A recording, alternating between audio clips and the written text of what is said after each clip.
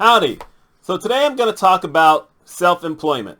Self-employment goes in many different ways. For instance, I'm incorporated.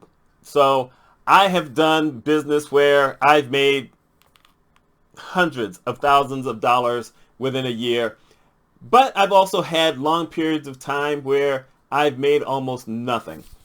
It's hard. It's kind of depressing at times because I know the work I do is a valuable piece of work for my main industry, which is healthcare, mainly hospitals. But at the same time, it can be rough because there's only so many hospitals and they don't usually advertise for something like that. What they do is they kind of go to a broker who works in healthcare for other types of jobs most of the time, but every once in a while they need someone who has my skills, and they may have their different inquiries. For instance, do they live close to here? Will they travel here? How much are they going to cost? Different things like that. Do they have this particular skill which has nothing to do with what they need, but they don't know that? And, then you have those times like I had this period of time where I was taking care of my mother, so I have to reestablish a whole bunch of connections who have retired. I hadn't really thought much about it, but most of them were older than I was. And, when I started, I was in my 40s, and it just never occurred to me. Now I'm in my early 60s, and those folks have retired. So I'm working on reestablishing that. But I had to incorporate myself because, when you make a whole lot more money, you need a lot more protection. And so I had to do that. But it's not always that. For instance, one of the things I did, and I only ended up with a few customers at the time, and now I still only have one left, is I did budgeting for people. So I would go to their house and I would help them learn how to set up a budget. We would figure out how much money they had and how much their expenses were. Not the fun stuff, but we started with expenses. And a couple of times I had to refer some folks to career counseling, consumer credit counseling, so that they could set up some big contracts with some of the payers so they could pay down their debt. And like I said, now I'm at a point where I only have one client, and that's going way back into the late 2000s. And, love her to death. But, you can't really make a living off of one person. And then I did a lot of writing for a while, only it started out really low because they wanted to pay you basically a penny a word, and you had to establish yourself.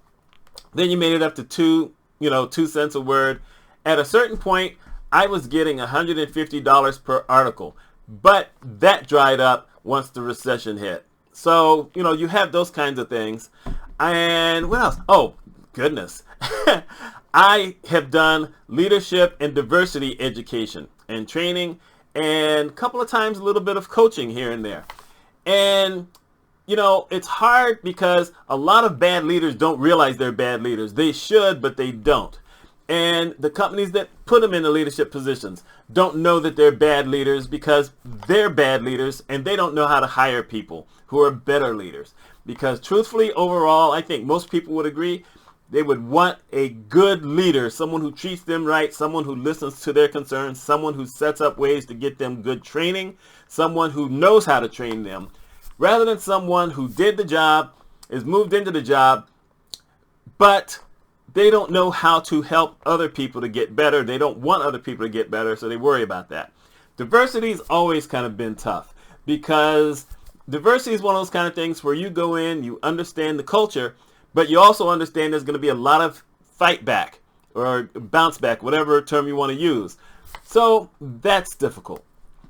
Still, I think we showed during the pandemic that a lot of people were very crafty, and they did a lot of marvelous things. For instance, one of my friends named Mel, she started making masks, and they were wonderful. And she wasn't making tons of money off of it, but she was making a second income because she had a job that she was able to work from home, so therefore she still worked during the pandemic. But she did that. I know some other people who are making masks and making scarves and all kinds of things. Some people were making jewelry, and they were able to sustain themselves. They were able to ship these things out, and people didn't mind that they had to pay shipping fees. So, if you're crafty like that, that can work wonders. Back in the day, back in the 80s, and very early 90s, I was a wedding singer. I sang at people's wedding, and I got paid for that. I didn't get paid all the time because if I knew who the people were, then I didn't charge them for it. But everyone else paid for it. That was pretty cool. It wasn't something that I did all the time because I was traveling for work by the time I really started to get more invested in it. So, I didn't want to kill a lot of Saturdays singing at weddings when I was driving, 4 days a week. That could be tiresome really quickly. Still, I think that there's a lot of talented people, a lot of people who can learn a lot of things and can help other people to learn things.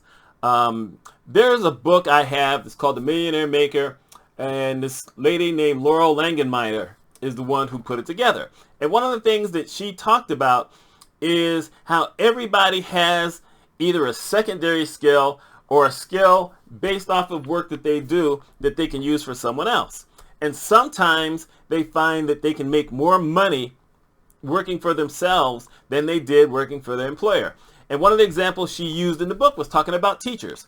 So teachers in some places don't make a lot of money. So what she suggested to this one guy is that he should try to set up some tutoring for other people, because people at night are willing to pay you maybe $20, $30, whatever you wanted to set for that, to tutor their kids. And so he did that. And he found out, at least initially, that he was making $80 a night doing that. And then he decided, you know what, I'll pick a Saturday. I'll do Saturdays. And he was making more money because it was a Saturday. He was charging more. And then all of a sudden, a lot more people came out saying that they wanted, someone to do tutoring for their kids. Well, it's still just him. So what he decided to do is that he found some other teachers who wanted to do some tutoring. And he didn't pay them the full amount because, after all, he was the guy putting it together. But he was giving them most of it, and then he was taking his little bit of commission. So suddenly, the guy finds out, after he looks at his thing there, he's saying, hey, wait, I'm making $50 an hour doing this.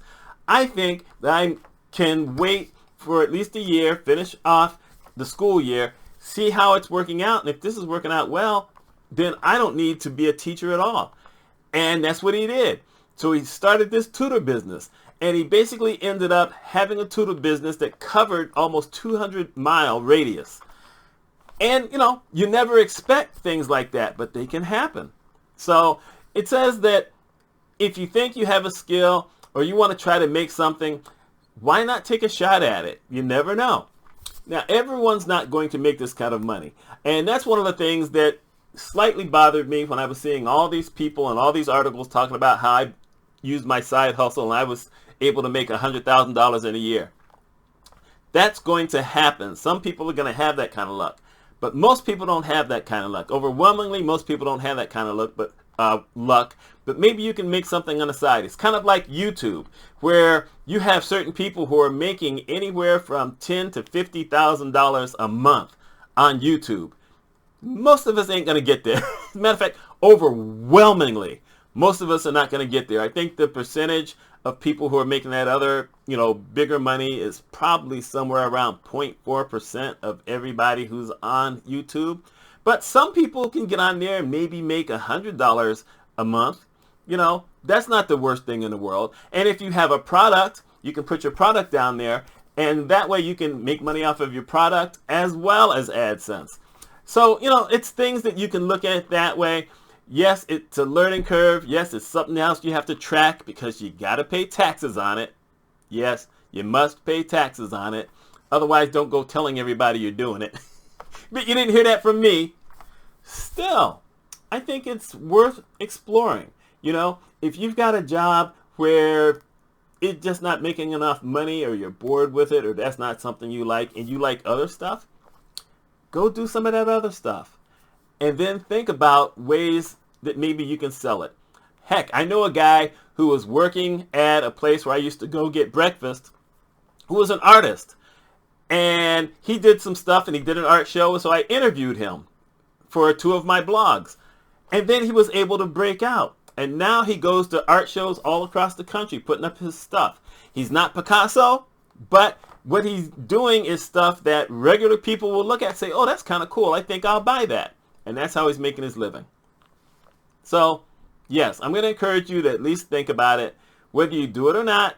If you just want to do it for fun, maybe you just want to, have some little, change on the side so you can do some other things. Have some confidence. Take a shot. Heck, I'm taking a shot doing YouTube, so why not? Anyway, my name's Mitch Mitchell. Y'all take care.